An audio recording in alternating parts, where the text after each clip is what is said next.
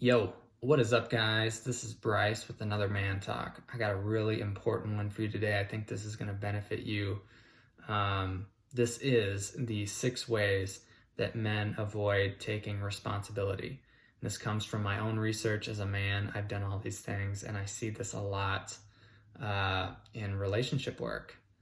And taking responsibility is a really, really important skill to have. It's helpful in repairing conflict. It's helpful in building trust. It's helpful in generally just becoming a more successful person. You have to be able to see where you're not taking responsibility because you'll get stuck there. So the first one is, this is kind of a funny one, but it's just forgetting. Have you ever had someone say like, oh, I forgot? And what I notice with this is sometimes this is like a compulsive reaction to being presented with like a place where someone didn't do something. It's like before they even have a chance to absorb and think about like what happened, they're just right into like, I forgot. It's a really quick deflection. And the thing about this is like you can never really get inside someone's head and know for sure if they forgot something. But even if you did forget something, that's still on you. You have to come up with systems to remember things in your life. You can't stay being a little boy forever and just forgetting things because you're disorganized. That's kind of harsh, but that's how I feel about that one. The second one is blame. This is definitely one that I resort to quite a bit. Like something comes at me, and if I'm feeling anxious, I'm gonna be like, well, that's just because that happened, or that's because you did that. I wouldn't be doing this. I wouldn't be feeling this way if you hadn't done that thing. Again, it's kind of compulsive, but if you can take a breath and just own whatever's happening for you. Yeah, I feel anxious as I hear you bring this up. I'm feeling guilty. Like you can always come back to the conversation and say like, after you've owned it, yeah, I did that thing. You can say, and when you did that thing, or because there is this happening in my life, it did make it pretty hard for me to follow through there. That's totally okay. But if you go straight into the excuse, it just doesn't feel good for people, right? If you've ever been there, you're like, hey, why didn't you do that? And someone just like starts rattling off excuses. It doesn't feel good. You don't really feel heard or seen. So own first. And then like once things calm down, the person feels like you really get it, then you can move into your explaining, of course. Third one is ghosting. And this is really easy in today's culture. So yeah, you can just stop responding to emails and texts and phone calls and just disappear for a while. Sometimes guys do this, and I don't quite understand where it's coming from. I think a lot of times people are in shame, or they're in their patterns in some way, and they just don't want to deal with things.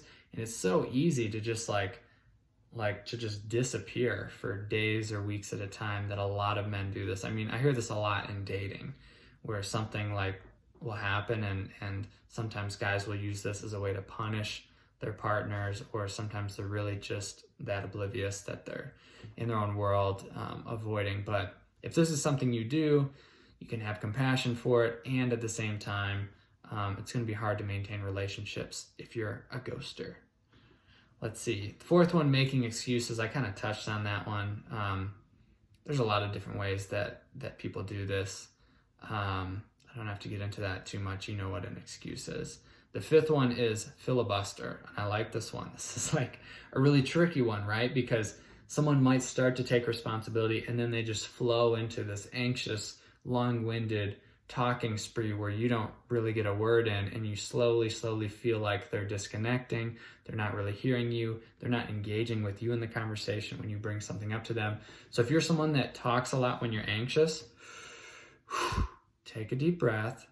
Make sure that the other person has some space to share what's happening for them.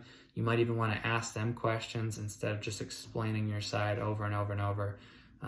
This is a great listening skill, is understanding when you're talking too much. And the sixth one, this is like how you kind of flip this whole thing upside down, is you become the victim, or you shame yourself.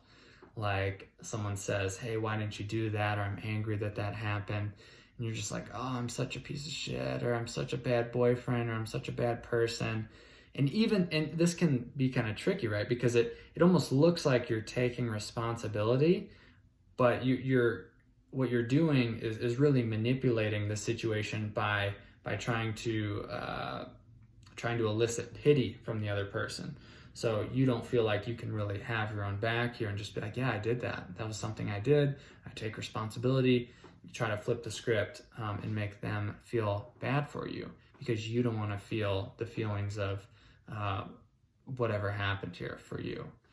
So those are the 6 ways. I'll run through them real quick again. They are forgetting, blaming, ghosting, making excuses, filibustering, and shaming yourself. So let's get out there and take responsibility for our actions. It doesn't mean that we're a bad person. This is the way forward. This is the way to become a better partner and friend, family member, all that. That's what I got.